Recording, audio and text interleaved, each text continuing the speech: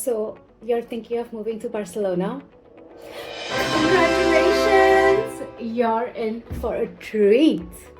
This city is a masterpiece of art, architecture, and vibrant culture. Before that, hi guys, my name is Tanya and welcome back to my channel.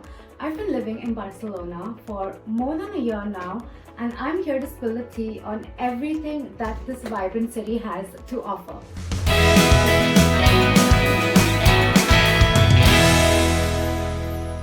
In this particular video, I'm going to be sharing all the small cultural differences that made a big impact upon living in this city.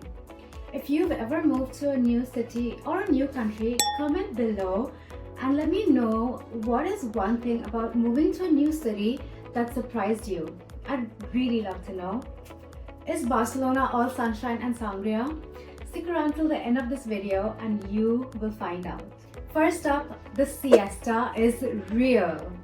Yes, the iconic afternoon nap isn't just a stereotype.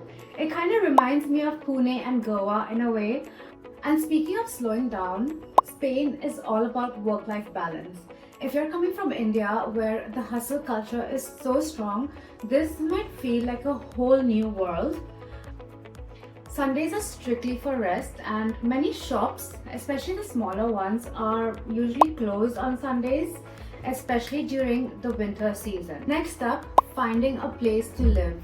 Finding an apartment in Barcelona is a battle, and I mean it. I took this statement very lightly before coming here, and let me tell you, I struggled so much. The rental market is super competitive. And you're not just competing with the other expats or the other foreigners here, you're competing with the locals too, especially if you're looking for a decent place in a good location. Be prepared for a lot of viewings, a lot of competition, and yes, a lot of scammers too. The housing market is full of scammers, be aware of that. My advice is to start early.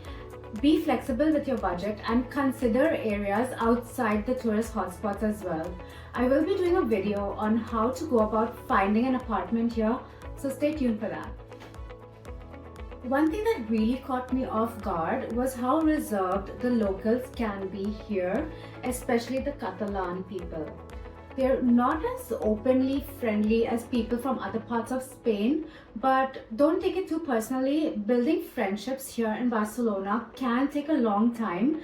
The locals here usually tend to have a strong, long-standing friendship with their childhood friends, and friendships here take time to build, honestly, so don't get discouraged. Make an effort to learn the language and join local events. And if it still feels hard, don't worry. Barcelona is full of international communities where you can always join and find people who are like-minded and people who you can connect with. On the flip side, you'll notice that Barcelona is always packed with tourists. It's one of the most visited cities in the world, and that means crowded streets, busy beaches, and higher prices in certain areas. While this adds to the city's vibrant energy, it can also feel overwhelming at times. But here's my advice. Explore the local side of Barcelona, such as El Born, Gracia, or even smaller beaches like Playa de Ocata. These places are less crowded and often gives you a better, more local, authentic vibe. Now let's talk about the not so fun part, paperwork. Getting your documentation and residence permits can take up to months. For example, I sent in my visa for extension in July of 2024.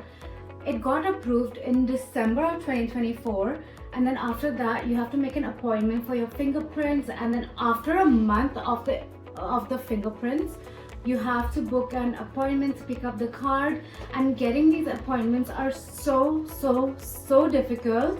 I still haven't got my card yet because there are no appointments available.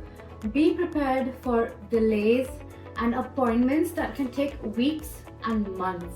And here's a tip, always carry multiple copies of your documents. The system here loves redundancy and they will ask you for multiple copies of the same document. Let's talk about food, my favorite part.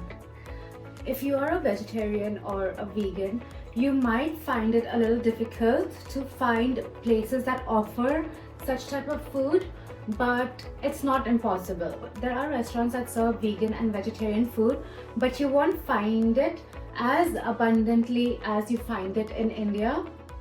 You might need a little more research to find hidden gems to satisfy your cravings. But let me give you a tip. Look out for places serving Middle Eastern, Indian, or even vegan Spanish fusion cuisine. They're often hidden gems, but they are available. There is also a delivery app called Happy Cow that only delivers vegan and vegetarian food, so you can definitely check that out as well.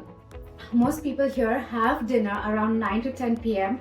and if you're going out, nightlife typically starts after midnight and does not end before 6 a.m. Yes, 6 a.m. in the morning.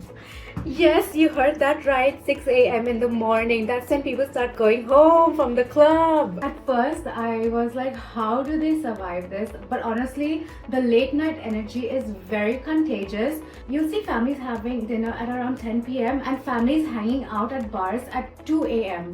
It's a vibe and you will love it. All in all, Barcelona is an incredible city, but it's also important to be realistic. By embracing the siesta, appreciating the work-life balance, and navigating the cultural nuances, you can truly make the most of your time here in Spain. If you enjoyed this video, don't forget to give it a thumbs up and hit that subscribe button for more content about life in Barcelona. And until next time, adios!